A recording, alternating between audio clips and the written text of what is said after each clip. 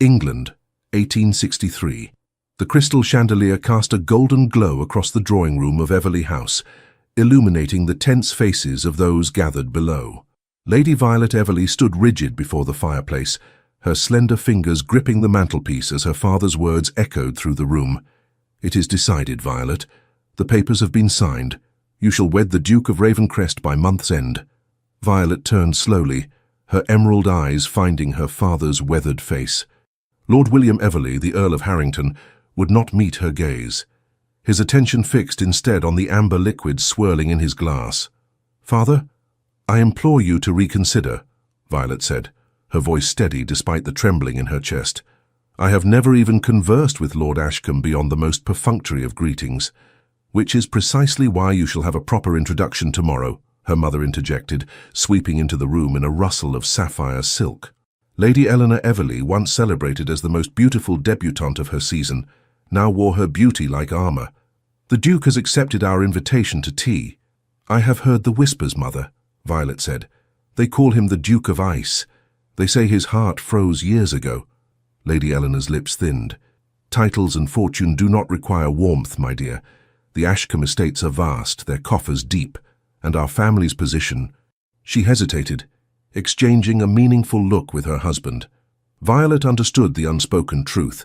The Everleigh fortune had dwindled. Their country estate in Hampshire was mortgaged to its ancient rafters. This marriage would save them from financial ruin. "Our position," Lord Everleigh said gruffly, "would be secured for generations to come." Violet turned toward the window, gazing out at the evening fog creeping across Berkeley Square. At 24, she had long resigned herself to spinsterhood after rejecting a string of suitors who had sought her hand, or rather, the presumed Everleigh fortune. She had dreamed of a different life, one filled with purpose beyond hosting dinner parties and producing heirs. "And what of love, Father?" she asked softly. Lord Everleigh placed his empty glass on the side table with a decisive clink. "Love is a luxury we cannot afford, my dear. I suggest you put such notions aside." As twilight descended over London, miles away in the sombre grandeur of Ravencrest House, Lord Henry Ashcombe, the 6th Duke of Ravencrest, stood in his study, a letter crumpled in his fist. "You cannot be serious, Uncle," Henry said, his voice cutting through the silence. "An arranged marriage? We live in modern times." Lord Richard Ashcombe, his father's younger brother and his most trusted advisor since his parents' untimely death 15 years prior, looked up from the leather armchair by the fire. "Modern times still require heirs, Henry. You are 31 years old. The dukedom cannot continue without succession." Henry strode to the window, his tall frame silhouetted against the glass. The ghosts of his past seemed to whisper from the shadows of the room, particularly one ghost with golden hair and a smile that had once promised forever before betraying him for another man with deeper pockets. "I have fulfilled every obligation placed upon my shoulders since inheriting the title," Henry said. "I have restored the family finances, expanded our holdings, and ensured our tenants are properly cared for. Is that not enough?" "No, it is not," his uncle replied simply. "The Everleigh girl comes from good stock. Her bloodline is impeccable, even if her family's finances are not." Henry turned, his dark eyes narrowing. "So that's it. They seek our fortune, and we seek their name. Do not be so cynical. I met the girl at Lady Harrington's musicale last season. She possesses a sharp mind and uncommon sense, qualities that would serve the future Duchess of Ravencrest well. I care not if she possesses the wisdom of Solomon," Henry replied coldly. "I have no interest in a wife." "Nevertheless," Lord Richard said, rising to his feet, "you shall have one. I have already given your word to Earl Harrington." Henry's jaw tightened, but he did not argue further. A lifetime of duty had taught him the futility of resistance. The dukedom always came first, his personal wishes a distant second. "Very well," he said at last. "But make no mistake, Uncle. This shall be a marriage in name only. Lady Violet Everleigh may claim my title and my protection, but she shall never claim my heart." The following afternoon, Violet sat in the drawing room, her back straight as a poker, watching the ornate clock tick away the minutes. Her lady's maid, Betsy, had dressed her in a gown of deep burgundy that complemented her chestnut hair, which was styled in an elegant knot at the nape of her neck. "His Grace the Duke of Ravencrest," announced Simmons, the Everleigh butler, his voice reverberating through the room. The man who entered seemed to bring winter with him. Tall and imposing, with broad shoulders and raven-black hair, Lord Henry Ashcombe moved with the fluid grace of a predator. His face might have been carved from marble, all sharp angles and austere planes.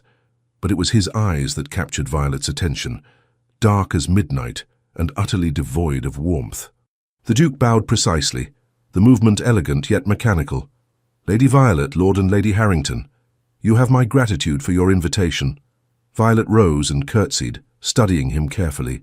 She had glimpsed him from afar at various society events, but proximity revealed details previously hidden: the slight scar above his right eyebrow, the tenseness around his mouth, the way he held himself as if perpetually braced for attack. "Your Grace," she murmured. "It is an honor to receive you in our home." For a fleeting moment their eyes met, and Violet felt a curious sensation as if the floor beneath her feet had suddenly tilted. Then the moment passed, and the Duke's expression resumed its mask of polite indifference. As tea was served and pleasantries exchanged, Violet observed how skillfully Lord Ashcombe navigated conversation while revealing nothing of himself. He spoke of the season's weather, of Parliament's recent session, of the agricultural improvements on his estates, all with perfect civility and absolute emotional distance. "Perhaps," Lady Eleanor suggested with transparent artifice, "Lady Violet might show you the conservatory, Your Grace. Her collection of exotic orchids is quite remarkable." Violet suppressed a sigh at her mother's transparent attempt at matchmaking, but rose obediently. "If it would interest Your Grace?" The Duke inclined his head. "I should be delighted." They walked in silence through the corridor, Violet acutely aware of the tall figure beside her. The conservatory was Violet's sanctuary, a glass haven filled with plants collected from around the world, a gift from her father, in more prosperous days. "Your mother's subtlety rivals that of a charging rhinoceros," the Duke remarked unexpectedly as the conservatory door closed behind them. Violet's head snapped up in surprise, a startled laugh escaping before she could suppress it. "I beg your pardon, Your Grace." A flicker of something, amusement perhaps, crossed his face before vanishing. "I merely observe that Lady Harrington seems eager to see us acquainted. Given the circumstances, can you blame her?" Violet countered, abandoning pretense. "We are to be wed within a month, yet we are strangers to one another." The Duke stilled, his gaze sharpening. "So you speak plainly, Lady Violet. I find dissembling tiresome, Your Grace. We both know why this marriage has been arranged. My family needs your fortune, and you require—" She hesitated. "An heir," he finished flatly. "The continuation of the Ashcombe line." Violet turned away, moving among her beloved plants, her fingers trailing over a delicate fern. A coldly practical arrangement. "Most marriages among our class are nothing more," he replied. "At least we harbor no illusions about love." The bitterness in his tone caught Violet's attention. She looked back at him, noting how the afternoon light through the glass ceiling cast shadows across his face, emphasizing its hardness. "You sound as if you speak from experience, Your Grace." Something dangerous flashed in his eyes. "My experiences are not for discussion, Lady Violet. However, I believe in honesty between marriage partners, limited though our interactions may be. I shall provide for you generously. You shall want for nothing material. In return, I expect loyalty, discretion, and eventually an heir. Beyond that, we need not intrude upon each other's lives." Violet felt a chill that had nothing to do with the conservatory's temperature. "You describe not a marriage, but a business transaction. Is it not?" He gestured between them. "Your family's ancient name for my gold sovereigns." Anger flared within Violet's chest. "And what of companionship? Mutual respect? Perhaps even affection in time?" "I have no need for such sentiments," he replied coldly. "Nor do I have the capacity for them." "Everyone has the capacity for feeling, Your Grace," Violet said quietly. "Even you." The Duke's expression hardened further. "You know nothing of me, Lady Violet." "I know you were once called Henry," she replied, surprising herself with her boldness. "Before titles and tragedy shaped you into this fortress of a man." His eyes widened fractionally, the first genuine reaction she had seen from him. For a breathless moment, Violet thought she had gone too far. Then, unexpectedly, he offered his arm. "Shall we return to your parents, Lady Violet? I believe we understand each other well enough for one afternoon." As they walked back in silence, Violet sensed the walls between them solidifying, yet something in his reaction gave her pause. The Duke of Ice had, for the briefest moment, shown a crack in his frozen facade, and Violet Everleigh had never been one to ignore a challenge. The wedding of the Duke of Ravencrest to Lady Violet Everleigh was the most anticipated event of the season. St. George's Church in Hanover Square overflowed with London's elite, all eager to witness the union of one of England's most powerful dukes to the daughter of the impoverished Earl of Harrington. Violet stood in the antechamber, her white satin gown catching the light from the stained glass windows. Her cousin, Lady Caroline Beaumont, adjusted the lace veil over Violet's carefully arranged curls. "You look absolutely breathtaking," Caroline whispered, her blue eyes bright with unshed tears, "though I must confess I still cannot believe you are marrying the Duke of Ice." "Caroline!" Violet admonished, though there was no real reproach in her tone. Caroline had been her closest confidant since childhood, the sister she had never had. "Well, it's what everyone calls him," Caroline defended herself, adjusting a pearl pin in Violet's hair. "They say the last time he smiled was during the Great Exhibition of 51. Despite her nerves, Violet laughed. "Perhaps he simply requires a reason to smile." Caroline's expression grew serious. "Do you truly believe you can thaw his heart, Vi?" Violet looked down at her bouquet of white roses and lavender. "I do not know," she answered honestly, "but I intend to create a life of meaning, regardless. The Duke may not desire my companionship, but he shall have my respect, and I shall demand his in return." The organ music swelled, signaling it was time. Lord Everleigh appeared at the door, resplendent in his formal attire, though Violet noted the new lines of worry etched around his eyes. "You are a vision, my girl," he said gruffly, offering his arm. "The spitting image of your grandmother, the first Lady Harrington. She would be proud." Violet swallowed the lump in her throat. "Are you proud, father?" His expression softened. "More than you know. You are saving our family, Violet. I only wish the price was not so dear." "Perhaps it will not be as terrible as we fear," she said, though her heart fluttered like a caged bird. The church fell silent as Violet walked down the aisle on her father's arm. Through her veil, she could see the tall, rigid figure of her betrothed waiting at the altar, his expression inscrutable as ever. The ceremony passed in a blur of ancient vows and solemn promises. When the Duke slipped the gold band onto her finger, an Ashcombe family heirloom set with diamonds and sapphires, his touch was cool and impersonal. Not once during the service did he look directly into her eyes. "I now pronounce you man and wife," the bishop declared. "Your Grace, you may kiss your bride." A hush fell over the congregation. Violet held her breath as the Duke lifted her veil with careful precision. His dark eyes met hers for the first time that day, and she was startled by the flash of vulnerability she glimpsed before his mask slipped back into place.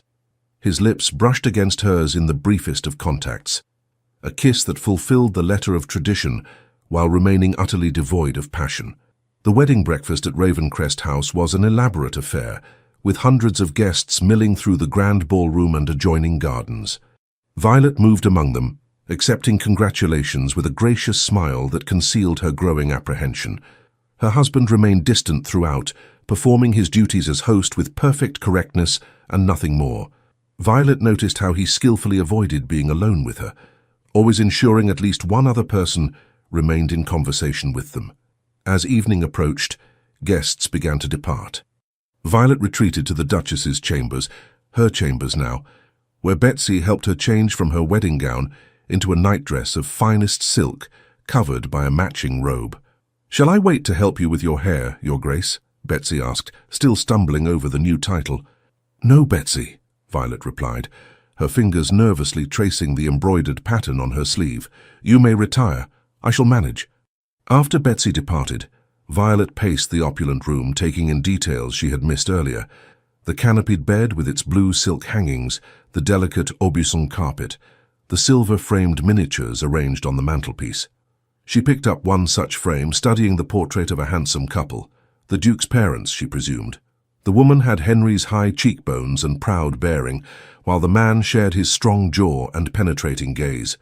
"The fifth Duke and Duchess," came a deep voice from the doorway, "taken 2 years before their deaths." Violet started, nearly dropping the frame. She had not heard the door open. Her husband stood on the threshold, still in his wedding clothes, though he had removed his cravat and unfastened his collar. "They look very much in love," she observed, carefully replacing the portrait. "They were," he replied, entering the room and closing the door behind him. "Theirs was a love match, unusual for our station." "How did they die?" Violet asked softly, noting the shadow that crossed his face. "A carriage accident on the road to Scotland." His tone brooked no further questions. "I was 16. Violet's heart clenched. "I am sorry. It was long ago." He moved to the sideboard, pouring amber liquid from a crystal decanter into 2 glasses. He offered one to Violet. "Brandy. I thought you might need it." She accepted the glass, their fingers brushing momentarily. "Thank you." An awkward silence stretched between them. Henry, she must accustom herself to thinking of him by his given name now, stood by the fireplace, seemingly fascinated by the dancing flames. "I have had rooms prepared for you in the East Wing," he said abruptly. "They have excellent light for reading or painting, whichever you prefer." Violet stared at him in confusion. "The East Wing? But surely—" "Our arrangement need not include sharing chambers," he interrupted, his voice devoid of emotion. "As I explained previously, I have no interest in the sentimental aspects of marriage." "But what of an heir?" Violet asked, heat rising to her cheeks at her own boldness. "You spoke of continuing the Ashcombe line." Something flashed in his eyes. Discomfort, perhaps. "That matter can be addressed clinically when the time comes. For now, I believe separate chambers will suit us best." Violet set down her untouched brandy with a decisive click. "I see. And have I no say in this arrangement, Your Grace?" He frowned. "You object." "I object to being dismissed like an unwanted parcel," she replied, her temper flaring. "I may have entered this marriage out of duty, but I did so expecting to be treated as a wife, not an inconvenience to be tucked away in the East Wing." "I am trying to be considerate," he said stiffly. "Most women of your station would be relieved." "I am not most women," Violet interrupted. "And if we are to build any sort of life together, however limited, we must establish mutual respect. That begins with consulting me about decisions that affect us both." Henry stared at her as if seeing her for the first time. The firelight cast half his face in shadow, the other half illuminated in gold. For a moment, Violet thought she glimpsed a crack in his icy composure. Surprise, perhaps even admiration. Then his expression closed again, though less severely than before. "Very well, Duchess. What do you propose?" The title, her new title, momentarily took Violet aback. She gathered her courage and spoke from her heart. "I propose we attempt to forge a partnership built on honesty, if nothing else. I do not expect love, Henry, but I would hope for friendship in time." "Friendship," he repeated, as if testing a foreign word on his tongue. "Yes, beginning with proper chambers for the Duchess adjoining your own, with a connecting door that either of us may choose to lock or unlock as we wish." Henry considered her words, swirling the brandy in his glass. "You are unlike any woman I have encountered, Violet Everleigh." "Ashcombe," she corrected gently. "I am Violet Ashcombe now." Something indefinable crossed his features. Possession, perhaps. "So you are." He drained his glass and set it aside. "Very well. I shall have your belongings moved to the Duchess's proper chambers tomorrow. Tonight you may remain here, and I—" He paused, seemingly at a loss. "Will sleep elsewhere," Violet finished for him, understanding that he needed time. "But tomorrow we begin as we mean to go on, as partners in this endeavor, whatever it may become." Henry nodded, a hint of respect in his eyes. He moved toward the door, then hesitated. "Good night, Duchess." "Good night, Henry," she replied softly. After he left, Violet gazed into the fire, turning her wedding ring around her finger. The Duke of Ice might believe himself incapable of feeling, but Violet had glimpsed something beneath the frost, embers that might yet be coaxed to flame. The following weeks brought a whirlwind of changes. Violet found herself mistress of a vast household that included not only the London mansion, but also Ashcroft Abbey, the Ashcombe ancestral seat in Derbyshire, and a hunting lodge in Scotland. Mrs. Graves, the Ravencrest housekeeper, a formidable woman who had served the family for 30 years, presented Violet with household ledgers, staff rotations, and menu plans, watching closely to see how the new Duchess would respond. "I understand you have managed these houses splendidly for many years, Mrs. Graves," Violet said. after reviewing the immaculate records. "I see no reason to disrupt systems that function so well. However, I would appreciate your guidance in learning the particular traditions of the Ashcombe family." The housekeeper's severe expression softened marginally. "Very good, Your Grace. The late Duchess was most particular about certain observances. I should be pleased to acquaint you with them." Violet's days settled into a rhythm. Mornings were spent with Mrs. Graves and the butler, Mr. Phillips, addressing household matters. Afternoons she often passed in the library, familiarizing herself with the estate records and the family history. Of her husband she saw little. Henry rose before dawn each day, attended to business in the city, and often returned late. They dined together when he was home, exchanging polite conversation about inconsequential matters. Sometimes he would join her in the library in the evenings, reading silently across from her, before retiring to his chambers with a formal good night. The connecting door between their rooms remained closed, though not locked, a silent acknowledgement of the tenuous truce between them. One evening, nearly a month after their wedding, Violet was startled to find Henry in the music room, seated at the pianoforte, his fingers moving across the keys with surprising skill. The melancholy strains of Beethoven filled the air. She paused in the doorway, reluctant to interrupt.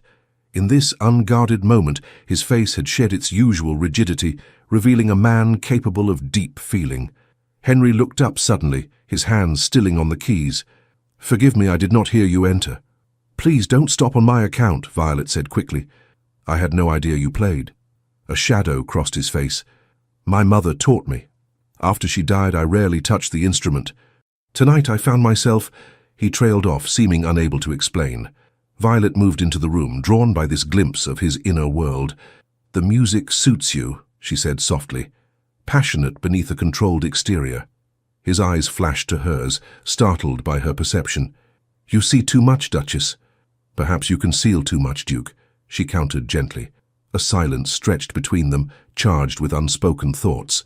Then Henry's hands returned to the keys, beginning a new piece, slower, more contemplative. "Chopin," Violet identified, moving to stand beside the instrument. "My father's favorite." Henry nodded, his focus on the music. "You play as well?" "Poorly," she admitted with a small smile. "My talents lie elsewhere." "Your orchids," he remembered, glancing up briefly. "You must miss your conservatory." The comment surprised her. She had not realized he had paid such attention during their brief meeting before the wedding. "I do," she acknowledged. Henry continued playing, his expression thoughtful. "The south wing at Ashcroft Abbey has an excellent conservatory, though it has been neglected in recent years. Perhaps when we visit next month you might consider restoring it." Violet's heart leapt at the unexpected gesture. "I should like that very much." He completed the piece, the final notes lingering in the air between them. When he looked up, his customary reserve had returned, though perhaps not quite as impenetrable as before. "I am hosting a dinner tomorrow evening," he said, rising from the bench. "Several members of Parliament and their wives. Your presence would be appreciated." It was not a romantic declaration, but coming from Henry, it felt like a significant overture. "I shall be there," Violet promised. He nodded, hesitating as if wanting to say more. Instead, he bowed slightly. "Good night, Violet." It was the first time he had used her given name without prompting. "Good night, Henry," she replied, watching as he departed. Alone in the music room, Violet smiled to herself. The ice was beginning to crack, ever so slightly. The dinner party the following evening proved illuminating. Violet observed how skillfully Henry navigated political discussions, his opinions respected, even by those who disagreed with him. She noted with interest that while his public persona remained aloof, he demonstrated genuine concern for issues affecting the common people, factory conditions, child welfare and agricultural reforms. "Your husband is quite the reformer," remarked Lady Abigail Woodridge, wife of the Foreign Secretary, as they took tea in the drawing room while the men remained at table with their port. "Not what one would expect from a man of his reputation." "His reputation?" Violet inquired innocently, though she knew precisely what the woman meant. Lady Woodridge lowered her voice. "They call him the Duke of Ice, my dear, so cold and unapproachable. Yet here he is, passionately advocating for the Factory Acts. Most curious." "Perhaps," Violet suggested, People are more complex than the reputation society assigns them. Later that night, as Violet prepared for bed, a soft knock came at the connecting door. Her heart quickening, she crossed the room and opened it. Henry stood on the threshold in his dressing gown, his hair slightly disheveled, as if he had been running his hands through it. "Forgive the intrusion," he said formally. "I wish to thank you for your assistance this evening. Lady Woodridge can be challenging." Violet smiled. "She was quite taken with you, actually. Your views on the Factory Acts impressed her greatly." A faint frown creased his brow. "You sound surprised." "Not surprised, exactly," Violet replied carefully. "But I am learning there is more to the Duke of Ravencrest than meets the eye." He studied her face, his dark eyes unreadable. "As there is more to the Duchess than I initially perceived." The admission, small though it was, warmed Violet. "Perhaps we might both benefit from looking beyond first impressions." "Perhaps," he conceded, his gaze dropping briefly to her lips before returning to her eyes. He took a step back, his posture stiffening. "Good night, Violet." "Henry," she called softly as he turned to go, "the door shall remain unlocked on my side." He stilled, his back to her. For a long moment, he said nothing. Then, almost imperceptibly, he nodded before disappearing into his own chamber. Violet closed the door but did not turn the key. A small step, but a beginning nonetheless. Ashcroft Abbey rose from the mist-shrouded hills of Derbyshire, like something from a medieval tale. A sprawling stone edifice of towers and gables, its windows gleaming in the autumn sunlight. As the carriage wound up the long drive flanked by ancient oaks, Violet felt a curious mixture of apprehension and anticipation. This was the true heart of the Ashcombe legacy, the place where generations of dukes had been born, lived and died. "It's magnificent," she breathed, gazing out the carriage window. Beside her, Henry watched her reaction carefully. "It can be rather overwhelming at first," he admitted. "When I was a boy, I used to get lost in the East Wing corridors." The small personal revelation, offered voluntarily, made Violet smile. During their journey from London, Henry had gradually relaxed his rigid formality, occasionally sharing anecdotes about the countryside they passed through, or asking thoughtful questions about her interests. "How many rooms does it have?" she asked. 64, excluding servants' quarters and outbuildings," he replied, "though not all are in use. The north wing was closed after a fire in my grandfather's time." As the carriage pulled into the cobblestone courtyard, Violet noted the row of servants assembled to greet them, nearly twice the number employed at Ravencrest House in London. "They seem eager to meet their new mistress," she observed nervously. Henry's expression softened slightly. "They have heard much about you. My steward, Mr. Bradford, writes that your reputation for kindness preceded you." "My reputation?" Violet echoed, surprised. "Your work with the orphanage near Berkeley Square," Henry explained, "and your efforts to improve conditions for the seamstresses employed by your mother's friends." Violet blushed. "I was not aware you knew of such things." "I make it my business to know all I can about matters of importance," he replied, his dark eyes holding hers for a meaningful moment, before he exited the carriage and offered his hand to assist her. The housekeeper, Mrs. Wilson, a motherly woman whose warm smile belied her efficient manner, showed Violet to the Duchess's chambers, a suite of rooms overlooking the formal gardens. "These were redecorated for the late Duchess, Your Grace," Mrs. Wilson explained, "though His Grace ordered some changes made before your arrival." Violet noted the fresh flowers, the new silk hangings in her favorite shade of green, and most surprisingly, a small writing desk positioned perfectly to capture the morning light, an exact replica of the one she had often used in her father's house. "His Grace had it made specially," Mrs. Wilson said, following Violet's gaze. "Said you mentioned once how you missed your old desk." Violet's breath caught. She had indeed mentioned it in passing, during one of their quiet evenings in the library. A brief comment she had not expected him to remember, much less act upon. That evening, Henry personally escorted Violet on a tour of the Abbey, moving from the grand public rooms with their ancestral portraits and priceless artwork to the cozier family spaces rarely seen by visitors. "And this," he said, opening a set of ornate double doors, "is the library." Violet gasped. The room was spectacular, 2 stories tall with a gallery running around the upper level, every wall lined with books from floor to ceiling. A massive fireplace dominated one wall, while tall windows overlooked the western gardens. "It's the finest private library in Derbyshire," Henry said, a hint of pride in his voice. "Nearly 15,000 volumes, collected over 3 centuries.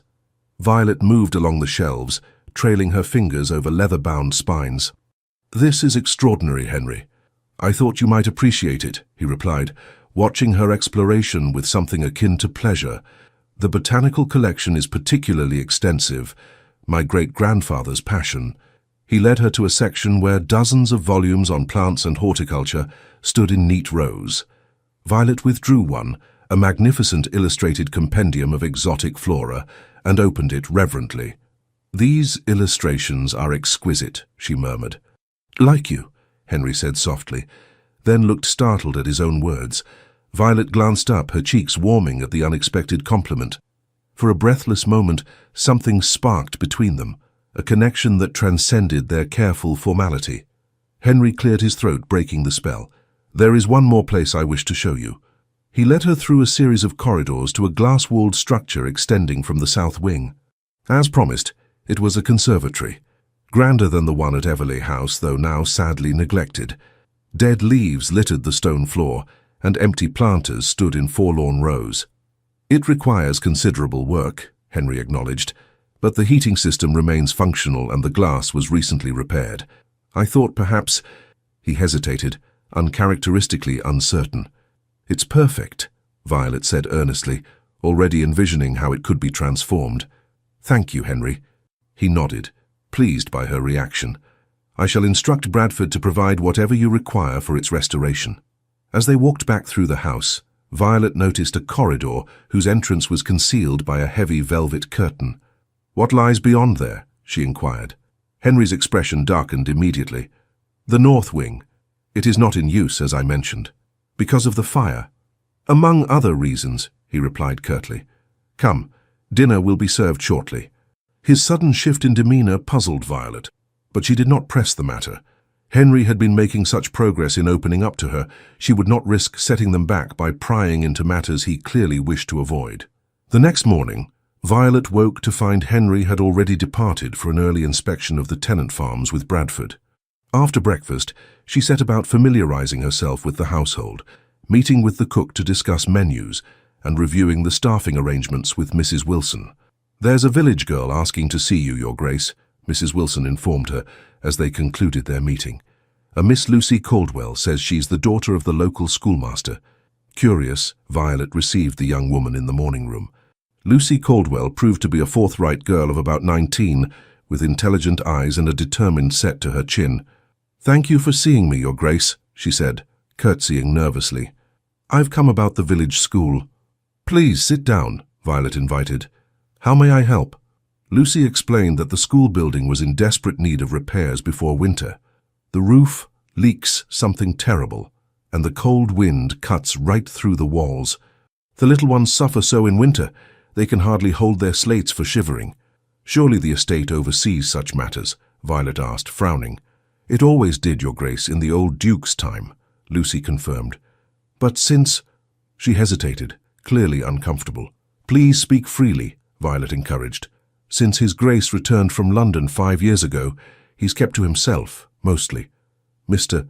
Bradford handles estate matters, and while he's fair with rents and such, improvements to the village have fallen by the wayside." Violet found this curious, given Henry's evident concern for social reforms in Parliament. 5 years ago, you say? What happened then?" Lucy's eyes widened. "Oh, I couldn't say, Your Grace. It's not my place to gossip about His Grace's affairs." But her reaction confirmed Violet's growing suspicion that something significant had occurred around that time, something that had perhaps contributed to Henry's withdrawn nature. "I understand," Violet assured her. "Regarding the school, I shall speak with the Duke. I'm certain he would wish to know of this situation." Lucy beamed. "Thank you, Your Grace. Father said you'd be different, that you might actually listen." "Different from whom?" Violet asked carefully. Lucy hesitated before answering. "There was talk some years back of His Grace possibly marrying another lady. She visited the abbey once, treated us villagers like we were invisible." She blushed. "Forgive me, I've spoken out of turn." "Not at all," Violet assured her, intrigued by this new information. "I appreciate your candor, Miss Caldwell." After Lucy departed, Violet found herself drawn to the conservatory. As she surveyed the space, planning its revival, the gardener, an elderly man named Wilkins, appeared with several catalogues of seeds and bulbs. "His Grace instructed me to assist you, Your Grace," he explained, his weathered face creasing into a smile. "Said the conservatory was to be your domain entirely." As they discussed possibilities for the space, Wilkins gradually revealed himself to be a treasure trove of information about the Ashcombe family. He had served at the Abbey for over 40 years, having started as a boy under the 5th Duke. "The late Duke and Duchess, they were fine people," he reminisced, "always kind, even to the lowest stable boy. Their deaths hit young Master Henry hard. Changed him, it did." "How so?" Violet asked, keeping her tone casual as she examined a catalogue of exotic ferns. "He was a bright lad, always laughing, always asking questions about the plants. After the accident, he went away to school, and when he came back for holidays, he was different, quieter, more serious." Wilkins sighed. "The title came to him too young, if you ask me." Violet nodded sympathetically. "And in recent years, I understand he was particularly withdrawn after returning from London some 5 years ago." Wilkins's hands stilled on the trowel he was holding.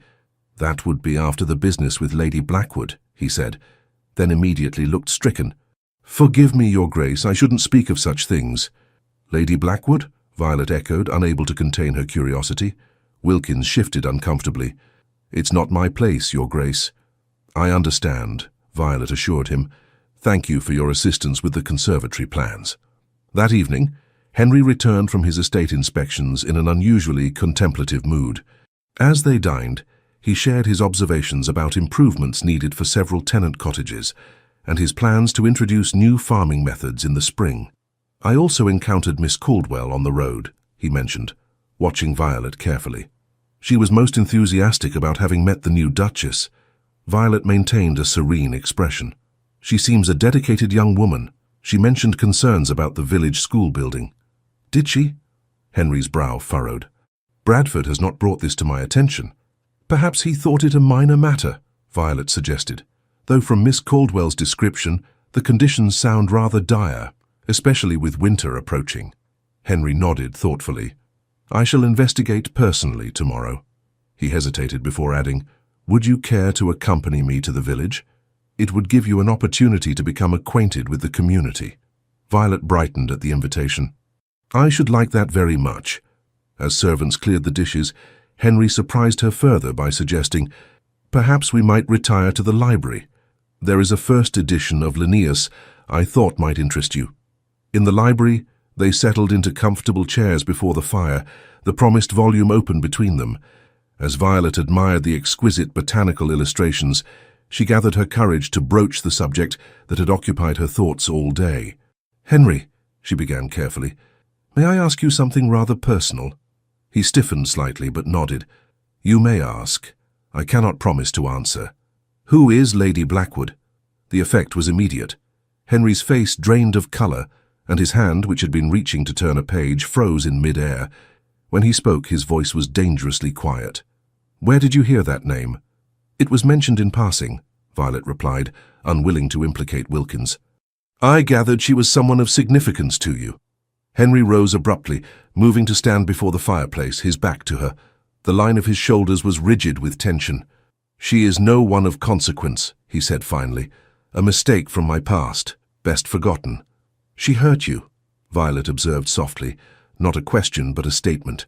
Henry turned, his eyes flashing with a pain so raw it took Violet's breath away. "You wish to know? Very well. Lady Sophia Blackwood was the woman to whom I was once engaged. The woman I believed loved me until I discovered she merely loved the prospect of becoming a duchess." "What happened?" Violet asked gently. "I found her in the arms of the Marquis of Westmoreland, a man whose fortune far exceeded my own at that time." His laugh was bitter.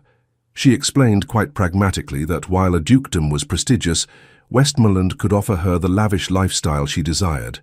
She had not realized the Ravencrest finances were compromised when our engagement was announced. Violet winced at the betrayal. "When was this?" 5 years ago.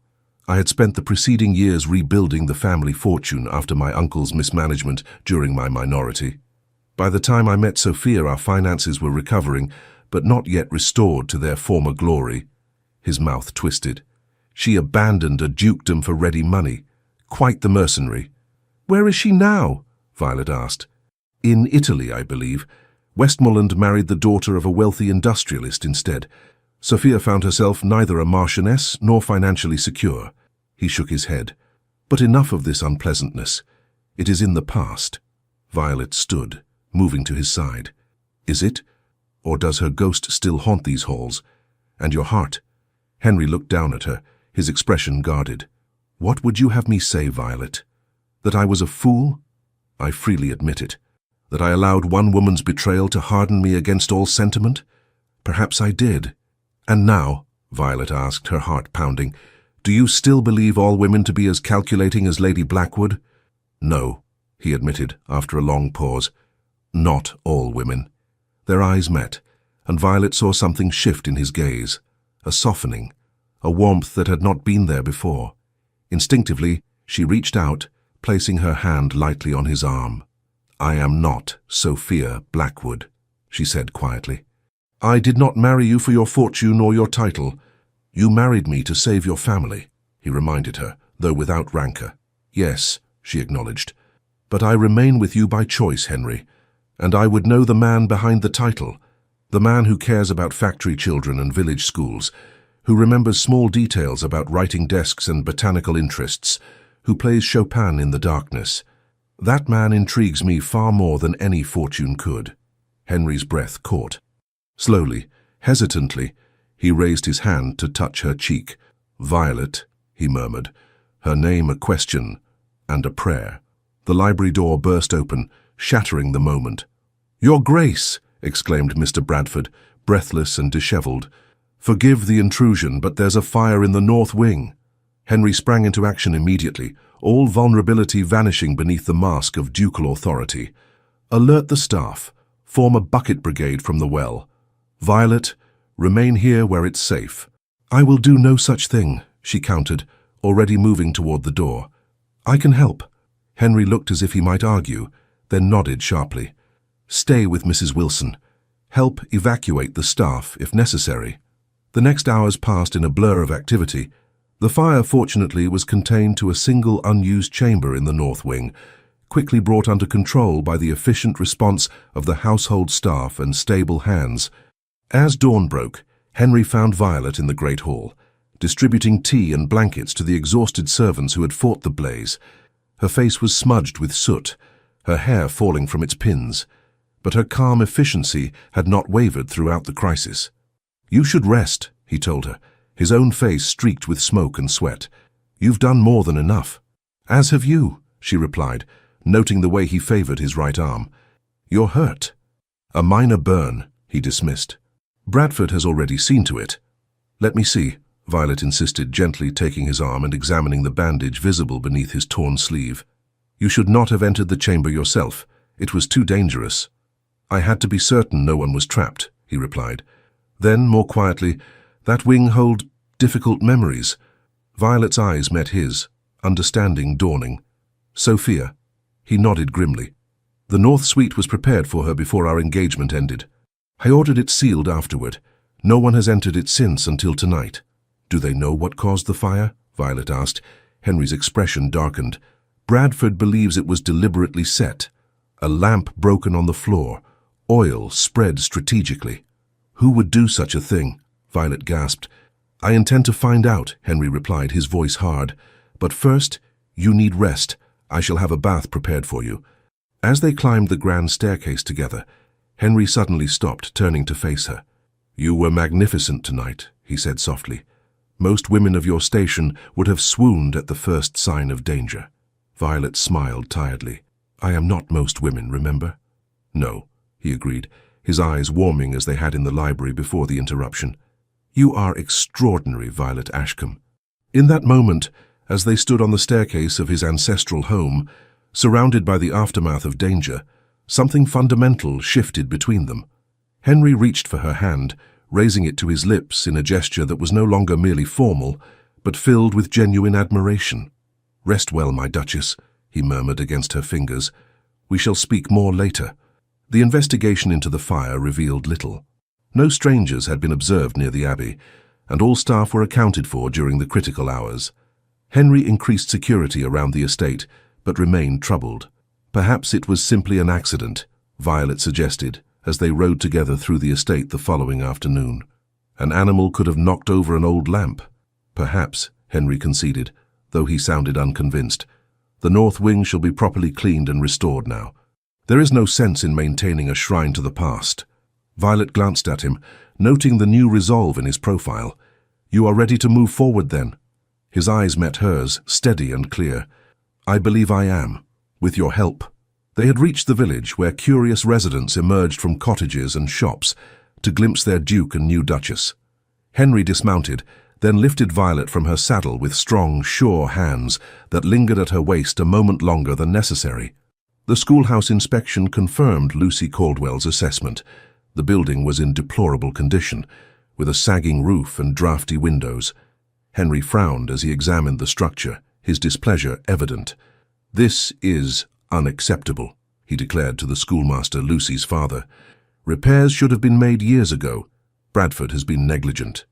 Perhaps not negligent, Your Grace, Mr. Caldwell suggested diplomatically, but overwhelmed. Since you've been less involved in estate matters, he's shouldered many responsibilities. Henry accepted the gentle rebuke with grace. You are right, of course. The fault is ultimately mine. I assure you, that will change. The school shall be repaired before the first snow falls. As they toured the village, Violet observed Henry's interaction with his tenants and villagers. Though still reserved, he listened attentively to their concerns, addressing each person by name and demonstrating a surprising familiarity with their families and circumstances. You know them well, she commented, as they departed the village bakery, where Henry had inquired after the baker's ailing mother. I grew up alongside many of them, he replied. Before I became the Duke, I was simply Henry to them. A shadow crossed his face. After Sophia, I withdrew from much of estate life. I see now that was a mistake. It is never too late to begin anew, Violet said softly. He smiled down at her, a real smile that transformed his features. No, it is not. That evening, as Violet sat at her dressing table, Betsy brushing out her hair for the night, a knock came at the connecting door between her chambers and Henry's. Come in, she called, her pulse quickening. Henry entered, dressed in his dressing gown.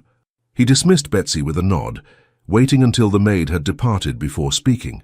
I have been thinking, he began, pacing before the fireplace, about what you said, about beginning anew. Violet turned on her stool to face him, her hair falling loose around her shoulders. Yes, I have not been a proper husband to you, he said, his voice low and intent. Nor have I been a proper steward to my estate and people. In both cases, I allowed past wounds to dictate my actions, or rather my inaction. You were hurt, Violet said gently. Hearts do not heal overnight. No, but neither should they remain frozen indefinitely. He moved closer, his dark eyes reflecting the firelight. You have shown me that, Violet. With your warmth, your courage, your unfailing kindness, you have reminded me of the man I once was, the man I might still become. Violet's breath caught as he knelt before her, taking her hands in his. What are you saying, Henry? I am saying that I wish to begin again. With you, with my responsibilities, with life itself. His thumbs traced circles on her palms. I cannot promise you love, not yet, but I can promise to try, to open myself to the possibility. Tears welled in Violet's eyes. That is all I ask.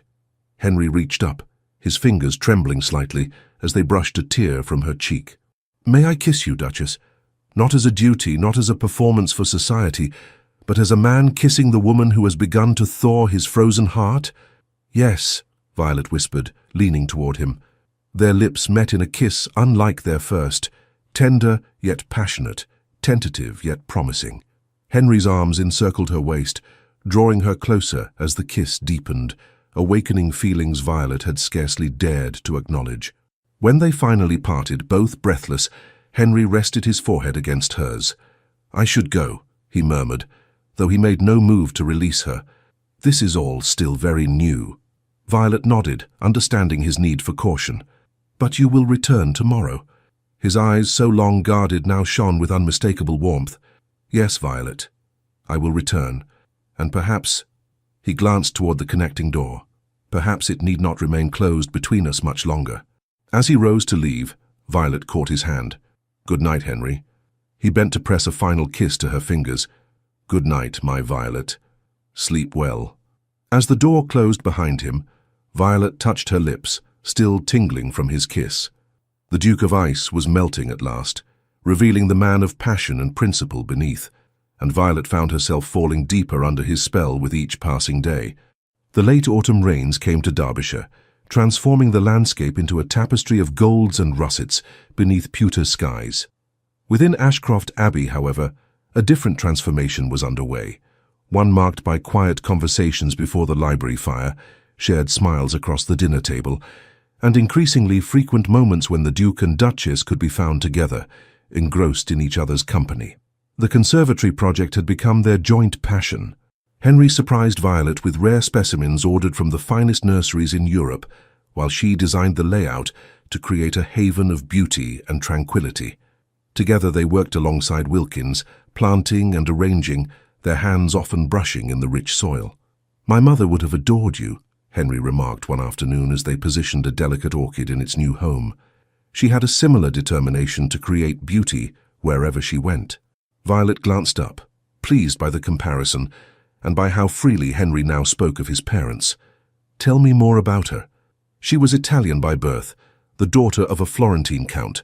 My father met her during his grand tour and fell hopelessly in love. His family objected, of course. They had a suitable English heiress selected for him." Henry smiled at the memory. But father was resolute. He declared he would renounce the title if necessary. "How romantic," Violet said, genuinely touched. "Indeed. Fortunately, my grandfather eventually relented when he met her. No one could resist Isabella's charm for long." Henry's expression grew wistful. "She brought music and laughter to these ancient halls. After she died, the silence was deafening." Violet reached across the planter, covering his soil-stained hand with her own. "Perhaps it's time to fill these halls with music again." That evening, Henry led Violet to the music room, where the pianoforte had been newly tuned. As rain lashed against the windows, he played for her. Not the melancholy pieces of before, but vibrant sonatas that spoke of hope and renewal. Later, as they sat together on the instrument's bench, Henry's arm around her waist, Violet asked the question that had been forming in her mind. "Henry, what truly happened in the North Wing? Not just with Sophia, but there seems to be more pain associated with that place than a broken engagement would explain." He was silent for so long that Violet feared she had overstepped. Then slowly he began to speak. "The night my parents died, they had quarreled. It was unusual for them. They were devoted to each other.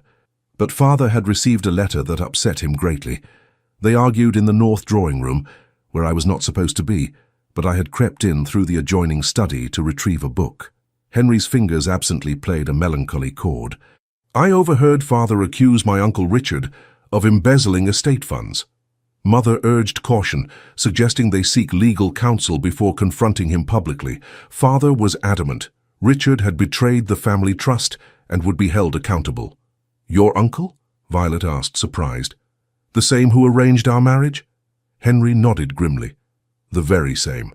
They left for Scotland the next morning, a journey my uncle had encouraged, supposedly to give father time to cool his temper. Their carriage never reached its destination. The implication hung in the air between them." Violet gasped softly. "You believe it was not an accident?" "I had suspicions, even as a boy," Henry admitted, "but I had no proof. By the time I came of age, the trail was cold, and Richard had indeed depleted much of the family fortune during my minority, legally through unwise investments and extravagant living, though the result was the same." "Is that why you worked so hard to restore the estates?" "Partly," Henry acknowledged, "but also to prove myself worthy of my father's legacy. He was an exceptional steward of both land and people." "As are you," Violet said firmly. "The tenants speak of you with great respect." Henry's expression softened. "If that is true, it is a recent development, one I owe largely to your influence." "And the North Wing?" Violet prompted gently. "What of Sophia?" Henry's jaw tightened. "After our engagement, I brought Sophia to the Abbey. I wanted to show her the place that would be her home, to share my dreams for our future together. I had the north wing renovated for her specifically. She had expressed a preference for those rooms because of their views. He rose from the bench, moving to stare out at the rain-lashed darkness. The night before she was to leave, I was restless. I went to the library, thinking to read until I grew tired. Instead, I overheard voices from the adjoining parlor, Sophia and my Uncle Richard. Violet felt a chill of foreboding. What were they saying? Richard was advising her to break the engagement, Henry said, his voice flat. He told her my finances were still precarious, that I had borrowed heavily to create the illusion of prosperity. He suggested Westmoreland as a more suitable match, a man whose fortune was secure. That's despicable, Violet exclaimed. Did you confront them? Not immediately. I wanted to hear Sophia's response. His laugh was hollow. She was concerned only about whether the diamond necklace I had given her would need to be returned. Richard assured her it could be considered a gift, separate from the engagement. Violet rose, going to his side. Oh, Henry. The next day, I found them together in the north drawing room, the very place where I had overheard my parents' last argument. Sophia was in Westmoreland's arms. When confronted, she was unapologetic, said she could not tie herself to a man whose fortunes might collapse at any moment. And your uncle's role? He claimed he was merely looking out for Sophia's interests and mine. Suggested I was too young to make such a commitment. Henry's expression hardened. I ordered them all from my home that day. The north wing was closed, and I returned to London, determined to build a fortune so vast that no one would ever question my solvency again. And you succeeded, Violet observed, yet the victory brought you little joy. Until now, Henry said quietly, turning to face her. His eyes, once so cold, now burned with intensity. Until you. He reached for her, drawing her into his arms. Violet went willingly, her heart racing as his lips found hers in a kiss that spoke of long-banked passion finally unleashed. His hands tangled in her hair, cradling her head as if she were something infinitely precious. When they finally parted, both breathless, Henry rested his forehead against hers. I have been a fool, Violet, allowing the past to poison my present, seeing betrayal where there was only loyalty, rejecting connection when it was the very thing I needed most. Not a fool, she corrected gently, merely a man who was deeply wounded. A wound you have begun to heal, he murmured, his fingers tracing the curve of her cheek. I never thought to feel this way again, to trust, to hope, to... He hesitated, as if the word still frightened him. To love? Violet supplied, her voice barely above a whisper. Yes, Henry admitted, vulnerability and wonder mingling in his gaze. I believe I am falling in love with you, Violet Ashcombe. Against all my careful plans and protective walls, you have claimed my heart. Joy bloomed within Violet's chest, bright and overwhelming. And you have claimed mine, Henry. I think perhaps you had it from the moment you spoke honestly in my conservatory, all those months ago. Their second kiss was deeper, a sealing of unspoken promises. When Henry finally drew back, his eyes were dark with desire and newfound tenderness. Come, he said, taking her hand. There is something I wish to show you. He led her through the abbey's corridors to the north wing. The fire damage had been repaired, the rooms cleaned and aired, though they remained sparsely furnished. I've been coming here each day, Henry explained, guiding her into what had once been the north drawing room. Confronting the ghosts, you might say. The room was transformed from the last time Violet had glimpsed it during the fire. Fresh paint brightened the walls, new curtains hung at the windows, and a single portrait dominated the space above the mantelpiece. Henry's parents, their faces alight with joy and mutual adoration. It was in storage, Henry explained, following her gaze to the painting. I could never bear to display it after they died. It reminded me too much of what I had lost. And now?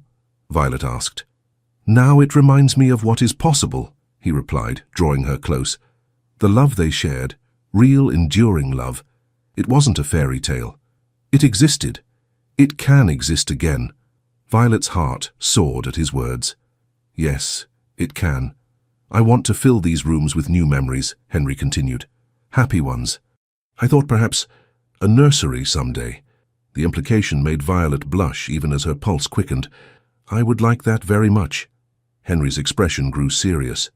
There is one more matter we must address. My Uncle Richard. Violet tensed. You believe he was involved in your parents' deaths? I cannot prove it, Henry said grimly, but I have my suspicions. And now, with the fire in this very wing, he shook his head. It may be mere coincidence. Or it may not, Violet finished.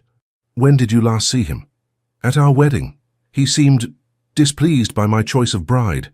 I assumed it was mere snobbery. The Everleigh fortune is diminished, after all. His eyes narrowed. But perhaps it was something else.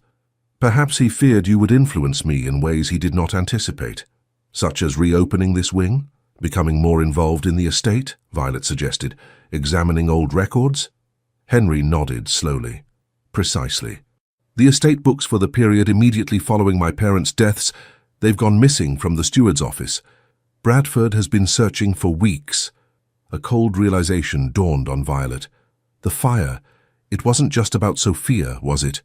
You think something was hidden in the north wing, something that might implicate Richard? I do, Henry confirmed, and I intend to find it.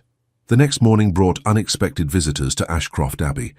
As Violet descended the grand staircase, she heard raised voices from the entrance hall. I assure you, Lord Richard, His Grace is not receiving visitors today, insisted Phillips, the butler, his usual composure strained. Nonsense. I am his uncle and trustee. I need no invitation, retorted a sharp voice that Violet recognized from their wedding, Lord Richard Ashcombe.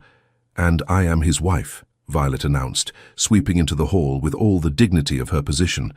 Good morning, Lord Richard. This is an unexpected pleasure. Richard Ashcombe, a leaner, greyer version of his late brother, regarded Violet with barely concealed disdain. Beside him stood a striking woman of perhaps 40, her blonde hair artfully arranged beneath an expensive bonnet. Duchess, Richard acknowledged stiffly. May I present Lady Sophia Blackwood, recently returned from the continent. Violet felt as if the floor had dropped from beneath her feet. This was Henry's former fiancée, the woman who had broken his heart and helped drive him into isolation, yet she maintained her composure, inclining her head with cool politeness. Lady Blackwood, how unexpected. I was given to understand you resided in Italy. Until recently, Sophia replied, her voice musical yet somehow false. The climate disagreed with me. When I learned of dear Henry's marriage, I felt I simply must return to offer my congratulations in person. How thoughtful, Violet replied, noting the calculating gleam in the woman's eyes. His Grace is inspecting the tenant farms this morning, but should return for luncheon. Perhaps you would care to wait in the drawing room. As Phillips escorted the visitors away, Violet immediately dispatched a stable boy to find Henry. Whatever game Richard and Sophia were playing, she would not face them alone. Henry returned within the hour, his expression thunderous as he strode into the library where Violet waited. Is it true? He demanded without preamble. Sophia is here? With my uncle? Violet rose, going to him.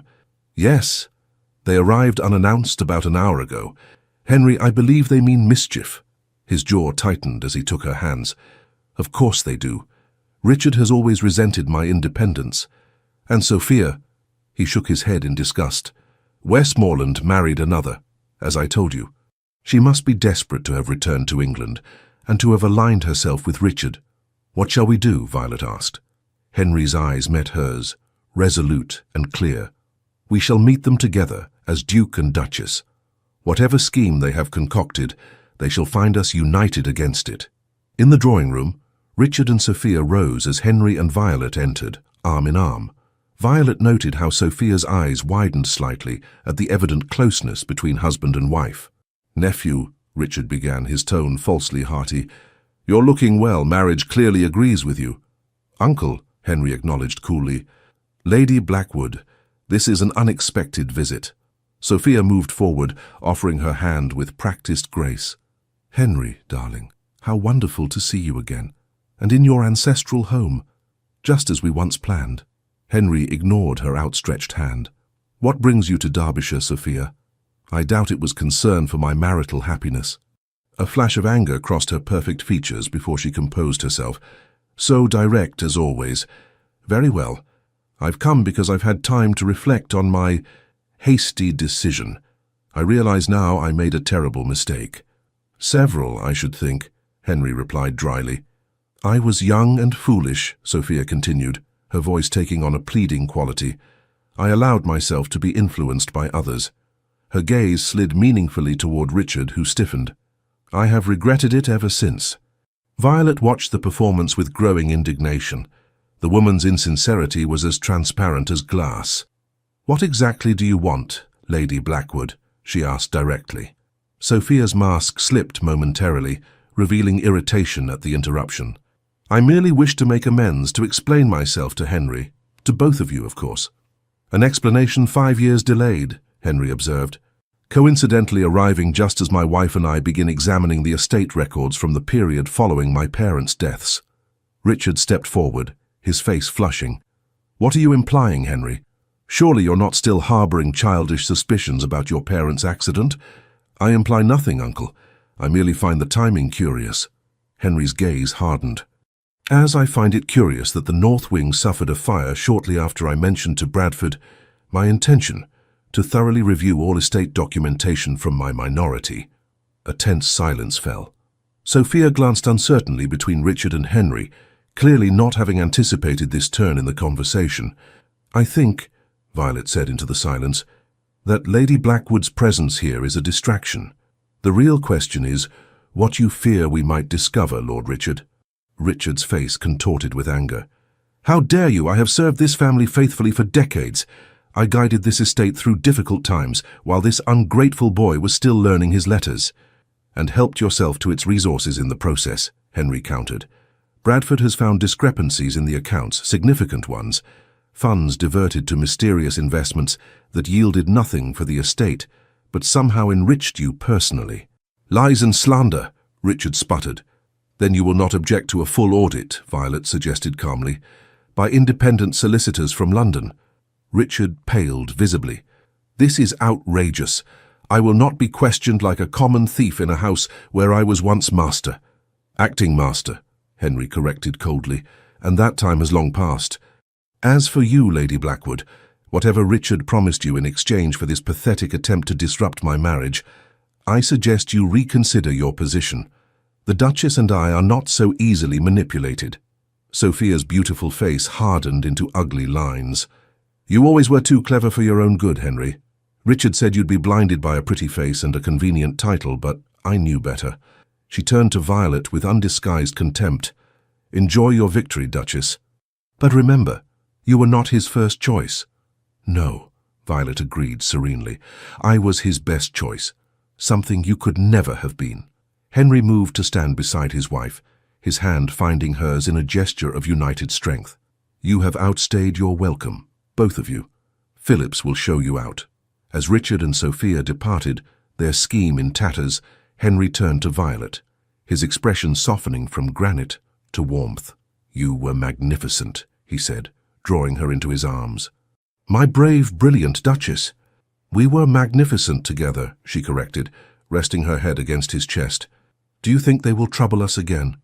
"Richard may try," Henry acknowledged, "but he has lost his power over me, over us. Whatever evidence he sought to destroy in the fire, I will find it, and if it proves his involvement in my parents' deaths, he will face justice at last." That evening, as twilight cloaked the abbey in shadow, Violet stood before the window in her chamber, gazing out at the mist-shrouded grounds. The day's confrontation had left her drained yet strangely exhilarated. They had faced Henry's past together and emerged stronger. A soft knock at the connecting door heralded Henry's arrival. He entered, still in his evening attire, though he had discarded his jacket and cravat. "Are you well?" he asked, coming to stand behind her at the window. "Today was challenging." Violet leaned back against him, sighing as his arms encircled her waist. "I am well. Better than well, in truth." "Oh?" He pressed a kiss to her temple. "How so?" She turned in his embrace to face him. "Because today I saw the last of your walls crumble, Henry. You stood against your past, against those who sought to manipulate you, and you did so as the man you truly are, not the Duke of Ice, but Henry Ashcombe, a man of honor, courage, and deep feeling." Henry gazed down at her, his dark eyes luminous in the fading light. "If I am that man, it is because you helped me find him again, Violet. You saw beyond my defenses from the very beginning." "I saw a man worth knowing," she replied simply. "Worth loving." His breath caught at her words. "I do not deserve you," he murmured, his fingers tracing the delicate curve of her cheek. "But I am profoundly grateful for you, nonetheless." "You deserve happiness, Henry," Violet insisted. "We both do." He smiled, a true smile that transformed his features, erasing the last vestiges of the cold mask he had worn for so long. "And are you happy, my Duchess?" "Almost completely," she answered, her eyes meeting his with unmistakable meaning. Henry's gaze darkened with desire. "Almost?" Violet's heart raced as she gathered her courage. "There remains one aspect of our marriage we have yet to fully explore," she whispered, her cheeks warming. Understanding dawned in Henry's eyes, followed by a tenderness that took her breath away. "Violet," he said, his voice low and reverent, "I would never press you—" "You are not pressing," she interrupted gently. "I am offering. I want to be your wife in every sense, Henry. I want us to truly begin our life together, not as strangers bound by duty, but as lovers bound by choice." Henry's control visibly wavered. "Are you certain?" In answer, Violet rose on tiptoes, pressing her lips to his in a kiss that conveyed everything words could not. With a groan, Henry gathered her closer, deepening the kiss as 5 months of restrained passion finally found release. Later, as moonlight spilled across the bedchamber, Henry traced idle patterns on Violet's bare shoulder, his expression one of wonderment. "I never imagined it could be like this," he confessed, "so perfect, so complete." Violet smiled against his chest, listening to the steady beat of his heart. "Nor did I. I thought myself incapable of love," Henry continued, his voice thoughtful in the darkness. "After Sophia's betrayal, I convinced myself it was a weakness I could not afford. But loving you—" He tilted her face up to his. "Loving you has made me stronger, not weaker, braver, not more vulnerable. That is the paradox of true love," Violet replied softly. "It asks for surrender, yet grants us strength." Henry gathered her closer, pressing a kiss to her forehead. "I love you, Violet Ashcombe, with all that I am and all that I shall become. And I love you, Henry," she whispered back, "my Duke of Ice no longer." Dawn found them still entwined, reluctant to part even for sleep. As the first pale light filtered through the curtains, Henry propped himself on one elbow, gazing down at Violet with tenderness. "I have been thinking," he began, brushing a stray curl from her face, "about our future." "What of it?" she asked, reveling in the simple joy of waking beside him. "I want to restore the North Wing completely," he said. "Not as it was, but as something new. A place of light and music, as my mother would have wished." "I think that's a wonderful idea," Violet agreed. "Your parents would be proud of the man you've become, Henry." His expression grew serious. "There is more. I've decided to pursue the investigation into their deaths, regardless of where it leads. Richard must answer for his crimes if indeed he committed them. I shall stand with you," Violet promised. "Whatever you discover, whatever comes, we shall face it together." Henry brought her hand to his lips, kissing her palm with reverence. "Together," he agreed. "Always." The months that followed brought significant changes to Ashcroft Abbey and its master. Henry threw himself into estate improvements with newfound vigor, working closely with Bradford to modernize farming methods and improve conditions for tenants. The village school was not merely repaired, but rebuilt entirely, with Miss Lucy Caldwell appointed as assistant teacher, alongside her father. In London, the Ravencrest townhouse, once a sombre, formal place, became known for its intimate musical evenings and thoughtful discussions of social reform. Society matrons who had once whispered about the Duke of Ice now remarked on the transformation wrought by his vivacious young Duchess. The investigation into Lord Richard's financial dealings proved fruitful. With the assistance of Henry's solicitors, evidence of embezzlement during Henry's minority was uncovered, enough to force Richard's resignation from several prestigious clubs and his retreat to a modest property in Bath, his reputation in tatters. Though no definitive proof of his involvement in the tragic accident that claimed the 5th Duke and Duchess was found, a former stable hand came forward with testimony that Richard had paid to have the carriage tampered with. Evidence circumstantial, but damning enough that Richard dared not show his face in society again. As for Lady Sophia Blackwood, she departed for the continent once more, her schemes of reclaiming Henry's affections thoroughly dashed. Rumors placed her in Vienna, attempting to charm an aging Austrian count. A pursuit met with limited success. Spring arrived at Ashcroft Abbey in a riot of colour and renewal. The restored conservatory bloomed with exotic specimens from around the world, becoming Violet's pride and joy. The north wing, completely renovated, now housed a magnificent music room where Henry played nightly, his skill increasing with practice. On a perfect May morning, Henry found Violet in the conservatory, tending to a particularly delicate orchid. She looked up as he entered, her face glowing with happiness that still took his breath away. "Good morning, husband," she greeted him, setting aside her gardening tools. "You're up early." "I could not sleep," he admitted, drawing her into his arms. Too many thoughts running through my mind. Concern flickered across her features. Troubling thoughts. Quite the opposite. He smiled, brushing a kiss against her temple. "I was thinking of the future, our future." Violet's expression softened. As was I. Henry raised an eyebrow.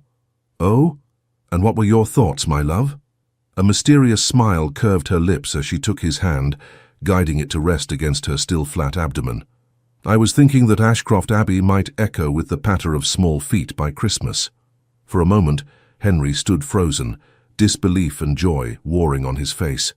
"Violet," he whispered, his voice thick with emotion. "Are you certain?" She nodded, tears of happiness shimmering in her eyes. "Dr. Bennett confirmed it yesterday. We are to have a child, Henry."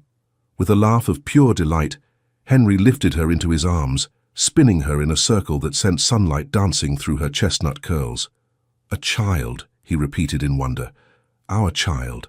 As he set her gently on her feet, his expression grew tender, almost reverent. "You have given me everything, Violet. A reason to open my heart again, a home filled with warmth instead of shadows, and now, a family of our own. We have given these things to each other," she corrected gently, cupping his face between her palms. "That is the beauty of what we've found, Henry. Neither of us is complete without the other." He covered her hands with his own, turning to press a kiss to each palm. "When I think of how close I came to refusing this marriage," he marveled. "How determined I was to remain alone, frozen in my bitterness. And I," Violet admitted, "how frightened I was to marry a man they called the Duke of Ice. How certain I was that our union would be nothing but cold duty." Henry smiled, drawing her close once more. "How wrong we both were." "Gloriously wrong," she agreed, rising on tiptoes to meet his kiss. As sunshine streamed through the glass walls of the conservatory, illuminating the couple in its golden embrace, the last whispers of old ghosts faded from Ashcroft Abbey. In their place bloomed new life, new hope, and a love that had defied all expectations, transforming a marriage of convenience into a union of souls. The Duke of Ice had found his heart at last, melted by the unwavering warmth of the woman who had dared to see beyond his frozen facade. And Lady Violet Everleigh, who had entered his household as a duty, remained as his greatest joy, proving that sometimes the most beautiful love stories begin in the most unlikely circumstances. Outside the conservatory windows, spring unfurled across the Derbyshire hills, mirroring the renewal within, and within the ancient walls of Ashcroft Abbey the future beckoned, bright with promise, rich with possibility, and warmed by the enduring flame of a love that had transformed them both. The end. Dear listener, sometimes life doesn't unfold the way we once dreamed. We face disappointments, we carry heartaches, and we live through seasons of silence. But just like the Duke and Violet, we learn that it is never too late. Not too late to begin again, not too late to be seen for who we truly are, not too late to be loved, not with pity, but with depth, respect, and kindness. You have walked long roads. You have endured more than most will ever know. And tonight, you deserve rest. Not just sleep, but the kind of rest that reaches the soul and whispers, "You are safe now, you are held, you have done enough." May this night wrap around you like a warm blanket. May your heart beat in peace. And may you wake tomorrow knowing that your story still matters, because you still matter. With all our gratitude, Legends of the Fall team. Thank you so much for staying with us until the end. If this story moved you, Please consider subscribing to our channel, liking the video, leaving a heartfelt comment, and sharing it with someone who loves stories full of emotion and transformation. Your support means the world to us, truly, from the bottom of our hearts. It's what keeps us motivated to keep telling stories filled with love, redemption, and unforgettable twists. At the end of this video, you'll see a new story suggestion from our channel. Click it and be surprised by another emotional tale that might touch your soul just like this one. With affection, The Legends of the Fall Team.